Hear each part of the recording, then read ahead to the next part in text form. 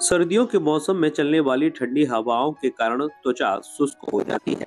इस मौसम में जरा भी स्किन केयर में लापरवाही करते हैं तो फिर चेहरे पर झुर्रियां और फाइन लाइंस नजर आने लगती है।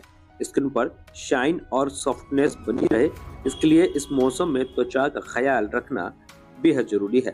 जितना ख्याल हम अपनी त्वचा का गर्मियों के दिनों में रखते हैं, उससे कई ज्यादा हमें सर्दियों में अपनी त्वचा का ख्याल रखने की जरूरत है।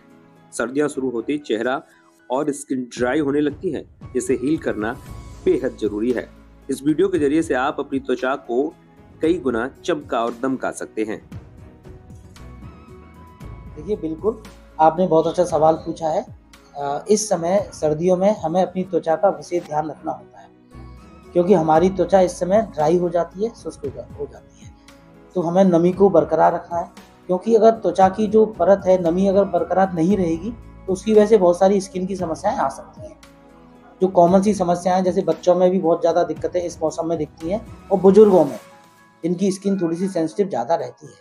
तो विशेषकर हमें जो ध्यान रखना है, तो मैं एक एक करके आपको बताना चाहूँगा। सबसे पहले तो नमी को हमें बरकरार रखना है, तो स्किन को हाइड्रेट करें, मॉइस्चराइज करते रहें। वो कैसे करना है? सबके घर पर मुझे लगता है मॉइस्चराइजर रहते हैं। अगर मॉइस्चराइजर नहीं है तो नारियल का तेल मुझे लग रहा है सबके यहाँ अवेलेबल रहता है। तो अच्छे से मॉइस्चराइजर लगाते रहें। पहली चीज़, मॉइस्चराइजर लगाएंगे तो स्किन की नमी बरकरार रहेगी, जिसकी वजह से स्किन में जो छोटी मोटी एलर्जीज होती हैं वो नहीं होंगी। पहली चीज़। दूसरी चीज़, हम करते क्या है, इस मौसम में सर्दी लगती है तो थोड़ा सा गर्म पानी हम यूज करते हैं नहाने के लिए। तो पानी के टेम्परेचर का भी थोड़ा सा उन लोगों को विशेष ध्यान रखना है जिनकी स्किन सेंसिटिव है। बच्चों में और बुजुर्गों में थोड़ा सा स्पेशल केयर की नीड रहती है। इसके अलावा जिसको पहले से कोई बीमारी है, जैसे सोरियासिस है या एटोपिक डर्मेटाइटिस है, उन लोगों को भी इस चीज़ का ध्यान रखना है। करना क्या है, जो टेम्परेचर है वो हल्का सा गुनगुना पानी लेंगे, बहुत ज़्यादा गर्म पानी नहीं लेंगे।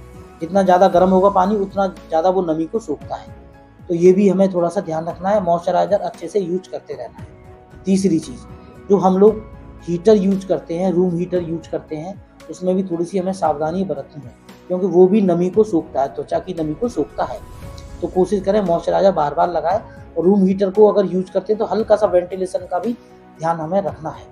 इससे थोड़ी सी स्किन की एलर्जी और भी जो दिक्कतें होती हैं वो नहीं।